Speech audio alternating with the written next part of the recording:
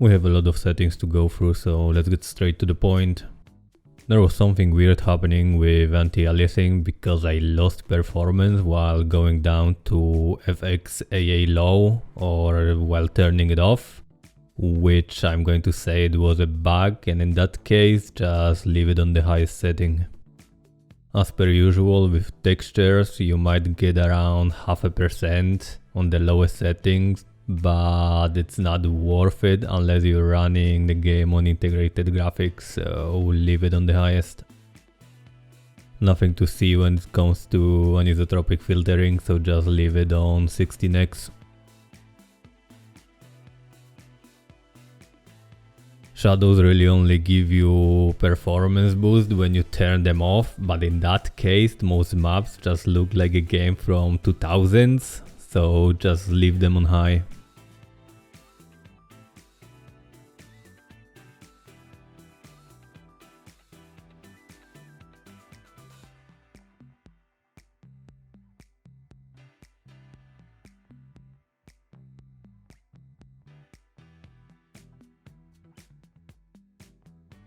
When changing reflections, it appears like there are only 2 settings, not 4. When dropping them all the way down, you lose some far reflections, but that's basically no performance boost, so I'd say put it on high. This one is a slapper. You can get even around 30% while turning ambient occlusion off, which I would recommend. In certain lighting conditions, cars might look like they are not grounded, and if you notice that during gameplay I can't live with it, then set it to low.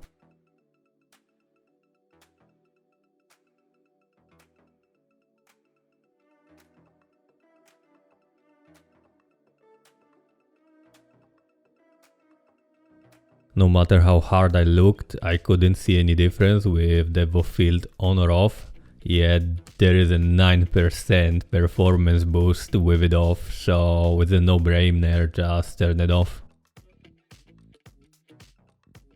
Took me a very long time to properly analyze the motion blur performance, but in the end it was worth it. I'm happy to say that with it off, you're going to gain 15% more FPS. If you absolutely have to have it, then set it to low for 3% boost without any difference in its quality. When turning bloom all the way down, some effects look just weak, and non-glowing lights are a bit weird too. And since you gain like 2% while keeping it on high, that's the setting I'm recommending.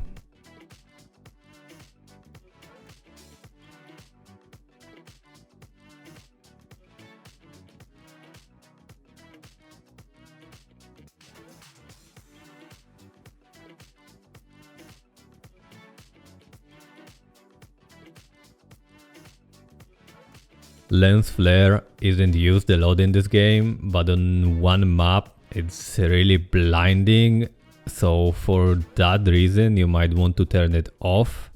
But overall, since there is no performance difference, just set it to whatever you prefer. Particles, a bit like motion blur, it's either on or off. You won't notice any difference between ultra and low, but if you turn it off, effects like smoke while drifting, fire coming out of your exhaust, sparks from collisions, and lightning coming from speed boosts are going to completely disappear. In the end, leave it on ultra, since losing all those effects for 0.5% performance is just not worth it. With my optimized preset, you are going to get around 59% performance boost compared to ultra. If you decide to stick with ambient occlusion on low, then 37%.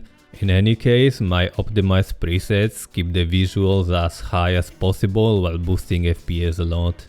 One more thing, if at this point with my optimized settings you're still looking for extra frames, don't be afraid to drop the resolution scale to 50%.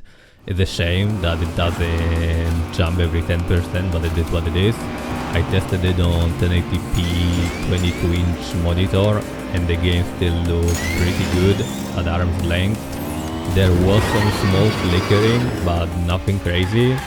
On 1440p 27-inch monitor, it's great, and on 4K with 50% scaling at around 90 centimeters, which is 35-inch distance from the screen, you almost cannot notice any difference.